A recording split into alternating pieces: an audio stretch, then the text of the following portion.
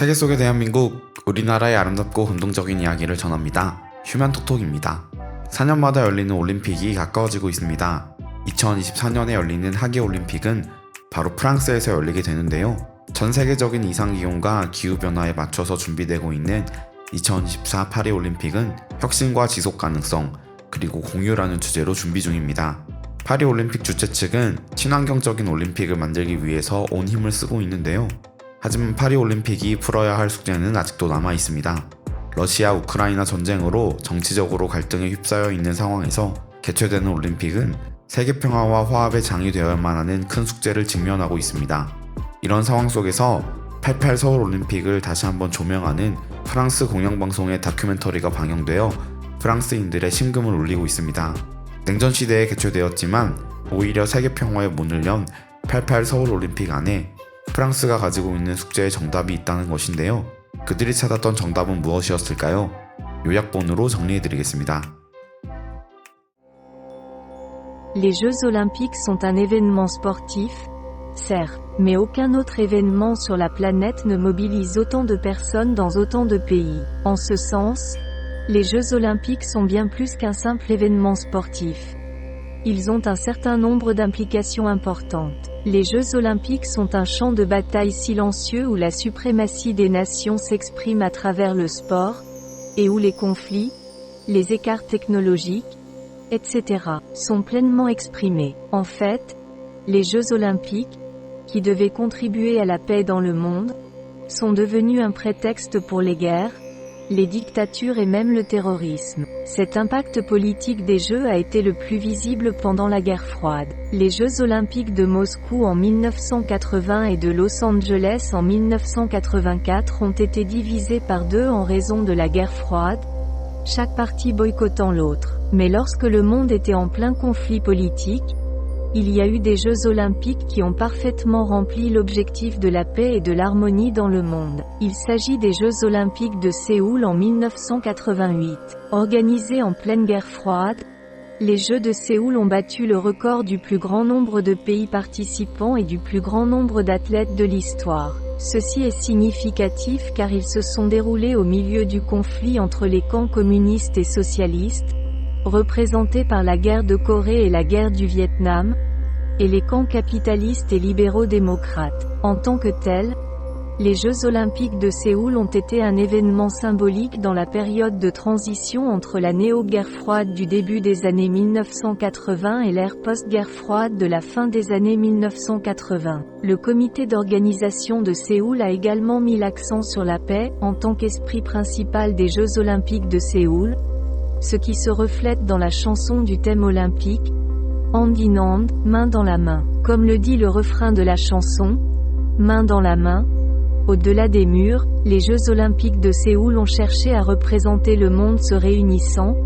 dépassant les murs de l'Est et de l'Ouest, les murs de la guerre froide, les murs de l'idéologie, les murs de la race, les murs des hommes et des femmes, les murs des riches et des pauvres. Depuis les Jeux, Hand in Hand s'est vendu à 17 millions d'exemplaires dans le monde. De plus, les drapeaux des pays communistes ont été hissés et les hymnes nationaux joués aux Jeux de Séoul, ce qui était normal à une époque où la confrontation idéologique était à son paroxysme. Ce n'est pas rien. Néanmoins, les foules sud-coréennes qui remplissaient le stade n'étaient pas hostiles aux athlètes, mais ont au contraire réagi favorablement à l'interprétation des hymnes nationaux de l'Union soviétique, de l'Allemagne de l'Est, de la Chine et d'autres pays communistes, symbolisant ainsi le fait que même la Corée du Sud émergeait de la guerre froide. La dissolution de l'Union soviétique et la réunification de l'Allemagne après les Jeux Olympiques de Séoul ont marqué la fin de la guerre froide. L'action diplomatique du gouvernement sud-coréen à l'égard des pays communistes et hostiles est également devenue plus active. En ce sens,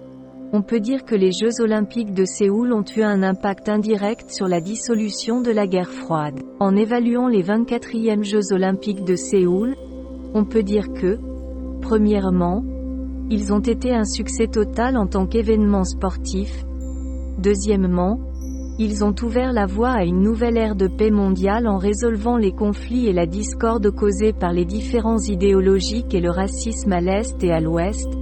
Et troisièmement, ils ont grandement amélioré le statut international de la Corée. À l'époque, la communauté internationale connaissait la Corée comme un pays nu et affamé en raison de la propagande malveillante de la Corée du Nord. Cependant, lorsque le monde s'est rendu en Corée du Sud pour les Jeux Olympiques de Séoul, il a été choqué par le développement remarquable du pays. Certains affirment que les Jeux Olympiques de Séoul sont à l'origine de l'abandon du communisme par les pays d'Europe de l'Est et de leur adhésion à la démocratie libérale et aux économies de marché capitalistes. Il en va de même pour les pays communistes de Chine et du Vietnam en Asie. La Corée du Sud, qui a passé 35 ans sous la domination japonaise et a été réduite à l'un des pays les plus pauvres du monde après que la guerre de Corée a laissé le pays entier en ruine, ce qui a donné lieu à des spéculations selon lesquelles il faudrait au moins 100 ans pour que le pays retrouve son état d'avant-guerre, a dépassé les pays communistes pour atteindre une plus grande croissance économique. C'est le résultat du travail acharné d'innombrables personnes qui ont construit leur pays sur les cendres de la guerre, avec une détermination sans faille de laisser quelque chose de meilleur aux générations futures. Le fait que le 18 octobre, peu après l'achèvement des Jeux, le président Roh Tae-woo se soit adressé à l'Assemblée générale des Nations unies, AGNU, premier chef d'État à le faire depuis la création du gouvernement sud-coréen, témoigne de l'ampleur de la réussite politique et diplomatique. Sur le plan culturel, le fait que le ballet du Bolchoï de l'Union soviétique et l'orchestre philharmonique de Moscou soient venus à Séoul pour initier les Coréens aux arts du bloc communiste a également constitué un changement et un gain important. Il n'est pas seulement important que les Jeux olympiques de Séoul aient révélé la Corée telle qu'elle est, mais il est également reconnu comme un fait historique que les Coréens ont pu généreusement satisfaire leur curiosité pour l'art inconnu en acceptant l'art du bloc communiste, qui avait été fermé comme un tabou. Ce changement a dépassé le domaine de l'art et de la culture pour devenir une question d'idéologie. On dit que les Jeux olympiques de Séoul ont considérablement élevé le niveau de conscience du monde,